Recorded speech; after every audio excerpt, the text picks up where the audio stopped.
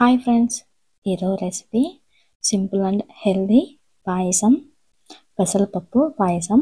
ఈ సమ్మర్లో weekly once అయినా పెసరపప్పు ఏదో ఒక రకంగా చేసుకుంటే హెల్త్కి చాలా మంచిది, చలవ అనమాట.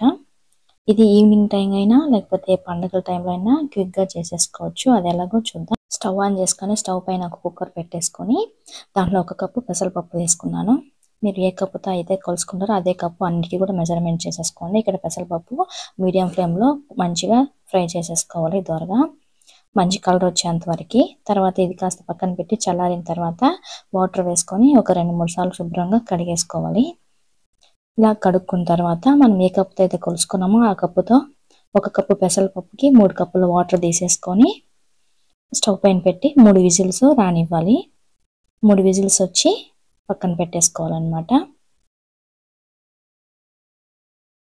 తర్వాత స్టవ్ పైన ప్యాన్ తీసుకొని మనం ఏ కప్పుతో అయితే పెసరపప్పు తీసుకున్నామో అంత కప్పు నెయ్యి తీసుకోవాలి. ఇంకొంచెం తగ్గించినా తీసుకోవచ్చు.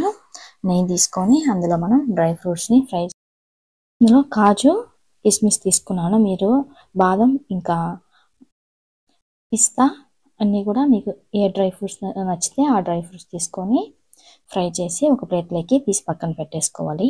అదే నెయ్యిలో 1 కప్పు పెసరపప్పుకి 1 కప్పు క్యారెట్ తురుము వేసుకుంటున్నాను. ఈ క్యారెట్ కూడా పచ్చివాసన పోయి నెయ్యిలో కాస్త బాగా మగ్గాలన్నమాట. పచ్చివాసన పోయి కాస్త బాగా ఫ్రై అయిన తర్వాత మనం ఆల్రెడీ ఉడికించి పక్కన పెట్టుకున్నాం కదా పెసరపప్పు, అది ఆవిరిపోయిన తర్వాత ఇలా మ్యాషర్తో అయినా లేదంటే పప్పు గుద్దుతో అయినా ఇలా మెత్తగా మెదిపేసుకోవాలి. మిక్సీలో మాత్రం వేయకండి, ఇలానే మెదిపేసుకొని ఇలా మనకి క్యారెట్ కూడా బాగా ఫ్రై అయింది కదా, ఇందులో యాడ్ చేసేసుకోవాలి. ఆ పెసరపప్పుని యాడ్ చేసేసుకొని 1 కప్పు పెసరపప్పుకి 1 కప్పు బెల్లం కరెక్ట్ స్వీట్ సరిపోతుంది. ఇంకా స్వీట్ కావాలనుకుంటే ఇంకొక స్పూన్ అంతా యాడ్ చేసుకోండి, సరిపోతుంది. ఇది బాగా కలుపుకుంటూ ఉండాలి. ఇది లేదంటే అడుగంటేస్తుంది. ఇది కలుపుకున్న తర్వాత 1 స్పూన్ యాలచి పొడి, చిటికెడు సాల్ట్ వేసుకోవాలి. ఏ స్వీట్ అయినా ఒక చిటికెడు సాల్ట్ వేసుకుంటే ఎగుట అనేది లేకుండా స్వీట్ బాగా తెలుస్తుంది అనమాట. ఇది బాగా దగ్గర వచ్చేసింది.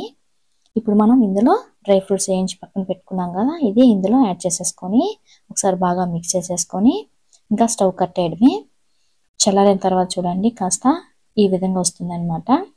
మరి గట్టి పడదు, ఇదే కన్సిస్టెన్సీలో వస్తుంది. మీరు కూడా ఒకసారి తప్పకుండా ట్రై చేయండి. మీకు నచ్చిందా ఈ వీడియో? నచ్చితే లైక్ చేయండి.